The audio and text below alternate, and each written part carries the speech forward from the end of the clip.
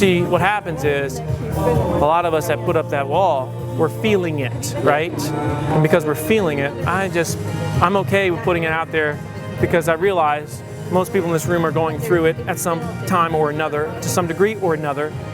And it's just who I am. It's the only way I know how to communicate. And so I'm glad you appreciate it, man. I really am.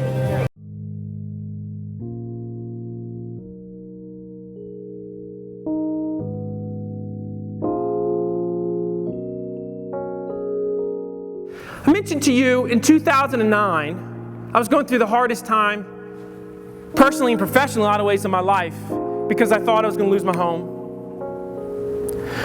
I remember specifically driving home one night.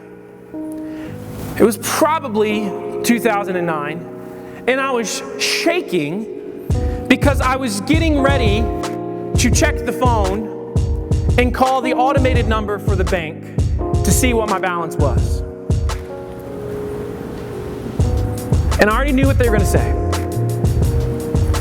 I was at a point in my life where, when I got home, my wife didn't say to me, "So how was your day?" Because she already knew how my day was. Then we embraced a really simple philosophy.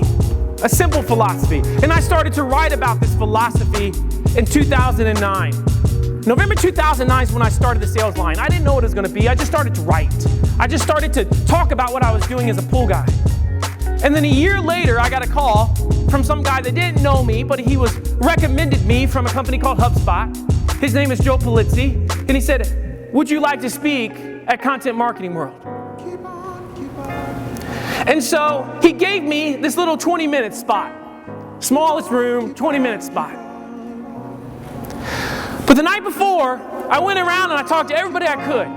The people that I had respected for a long time. Jay Bears of the world. Michael Stelzner's. Mitch Joel's. And they all came. And in that 20 minutes, honestly, I felt like, for the first time, I could tell the story.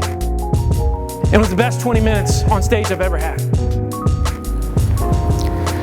The next year, I keynoted that same stage. But there's a backstory behind that. That's not the story. What I haven't told is, that year, the first year of Content Marketing World, a year and a half removed from where I was, still struggling financially, but starting to figure it out.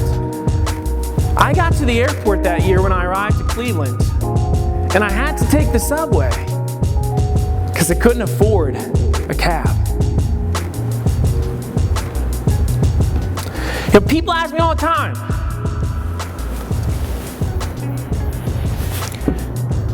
but the most common question I get is, why are you so passionate about this stuff? When you have looked over a ledge and thought you're going to lose everything but your family, and a simple principle, we'll call it content marketing, brought it all back and changed your life, you get passionate. So my challenge to you is, when you leave Content Marketing World, that you hold that passion and you remember why it is that you came. You didn't come for more traffic, more leads, more sales. You came because you're looking for something much greater than that. For you and for your team. My challenge to you is, make this a culture. Do whatever it takes to get that buy-in. It will definitively change your life in more ways than you know. Thank you very much.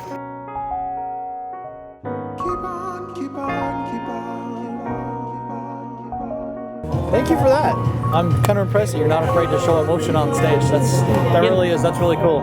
Yeah, there's enough people that don't show it, so I figured, why not? There's too many people that don't show it. That's right. That's a big part of what we do. That's right. You gotta be able to do it. That's right. And see, what happens is, a lot of us that put up that wall, we're feeling it, right? And because we're feeling it, I'm okay with putting it out there because I realize most people in this room are going through it at some time or another, to some degree or another. And it's just who I am. It's the only way I know how to communicate. And No. So I'm glad you appreciate it, man. I really am.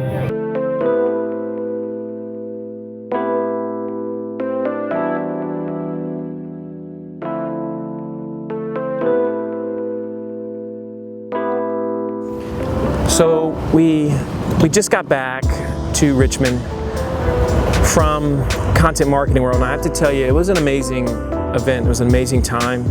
Spoke 3 times, and it seemed like each day the momentum kept building. And today was just one of those days where I got up on stage and I just really bore it, and really put it out there. It was really raw, and got honest with some of my past experiences, personal things, but also really frank with the audience. And it's amazing how many people came up to me afterwards and said how they were personally touched. And one gentleman came up to me, he said it's so rare that you see men, professionals, share true emotions.